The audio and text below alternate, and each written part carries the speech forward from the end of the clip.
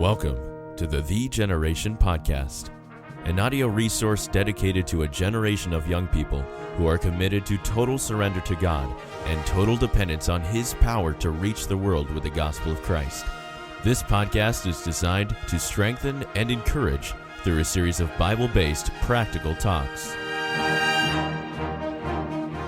Whether you attended the recent Youth Summit or have listened to the podcast the last few weeks, the truth of 0-100 has undoubtedly led you to a decision.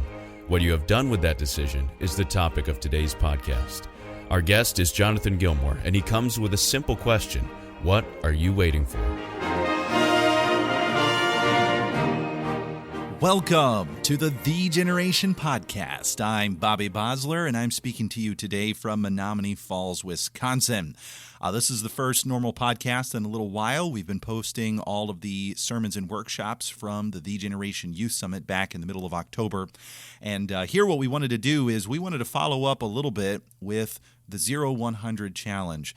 And in fact, one of the leaders in the Youth Summit had approached me, Jonathan Gillmore. He was a Soda Squad leader and a student at Baptist College of Ministry.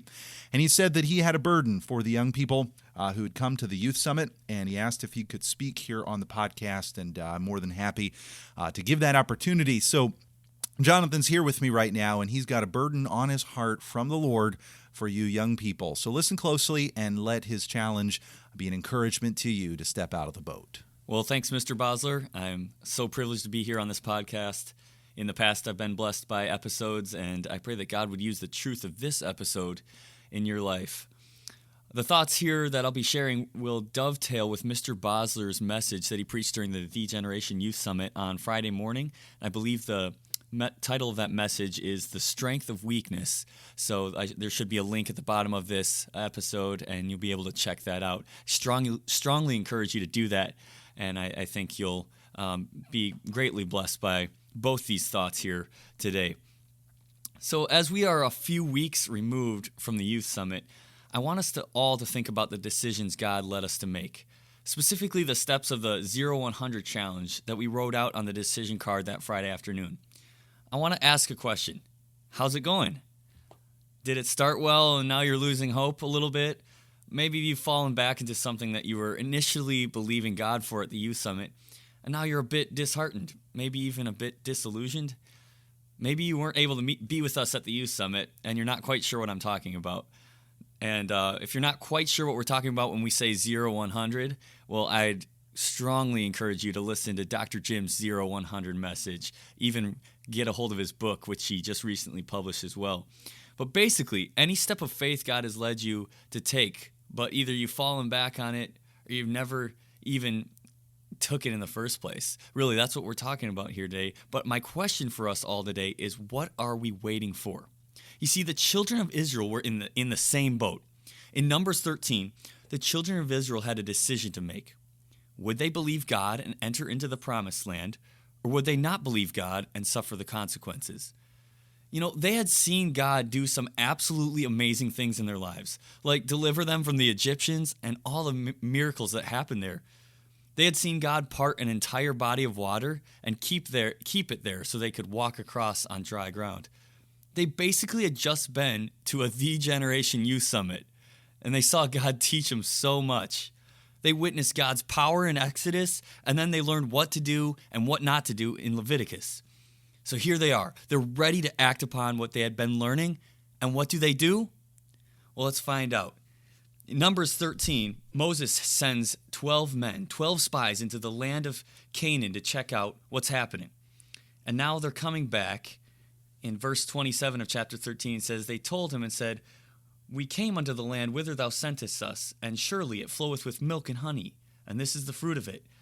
Nevertheless, the people be strong that dwell in the land, and the cities are walled and very great. And moreover, we saw the children of Anak there."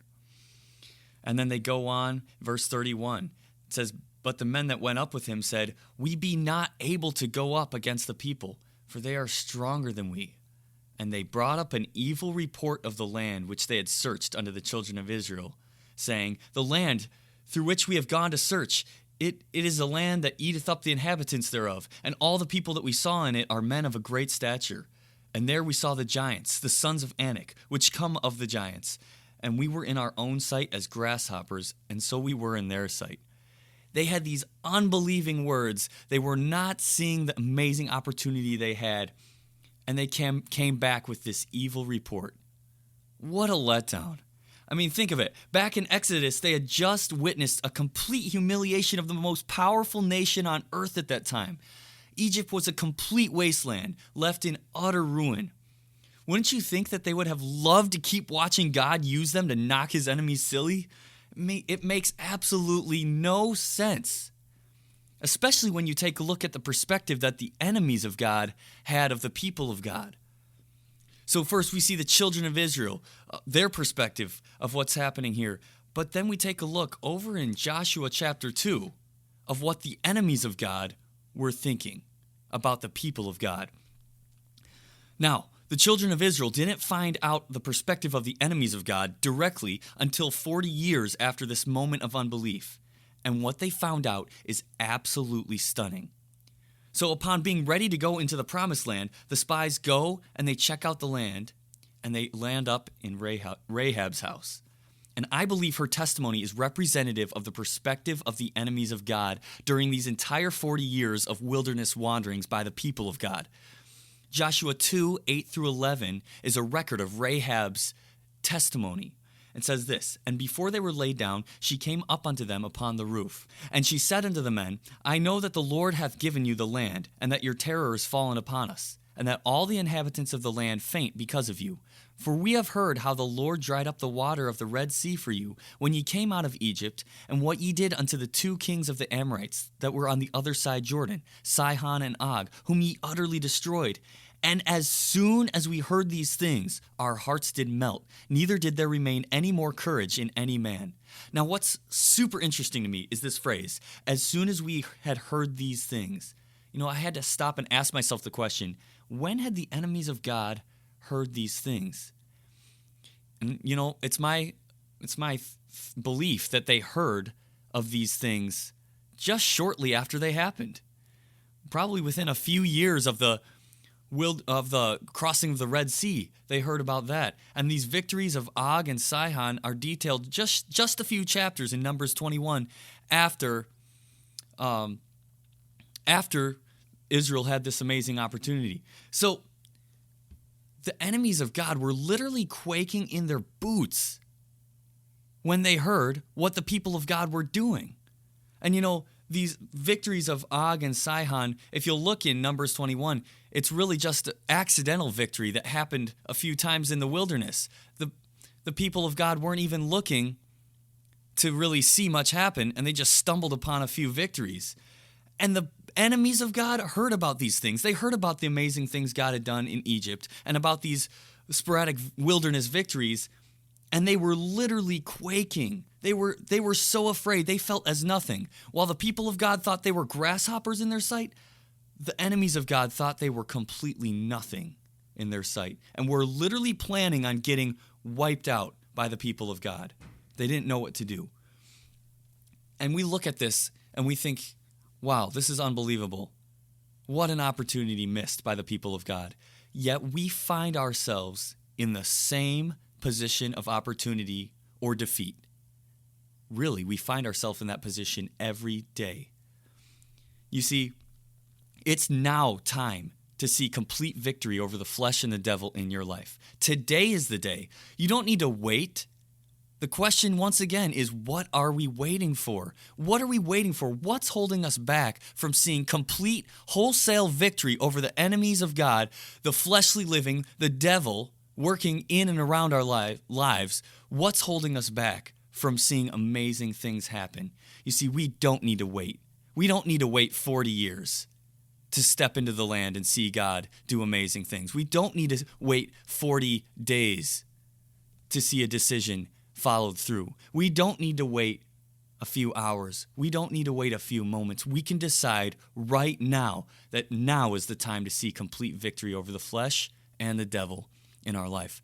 So I hope these few thoughts have been an encouragement to you, just like they've been to me. And listen, friends, we can go forward right now in complete victory. Amen. Thank you so much for that challenge, Jonathan. And young person, as you've As you've heard this challenge, really the only thing left to do is to obey God. God has worked in your heart, perhaps at the Youth Summit, and there are things that are still undone. Can I challenge you? What are you waiting for? Get out of the boat. Maybe you're listening and you weren't at the Youth Summit, but God has been talking to you about some things He wants you to do in your life. Don't let "I can't do it" be an excuse. What are you waiting for? Depend upon God, surrender to Him, step out of that boat, and let's go conquer the land of promise.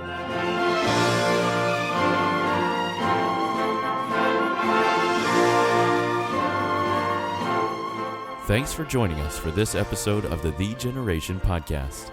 For more faith-inspiring resources and information about joining The Generation, please visit thegeneration.org. That's THEE generation.org.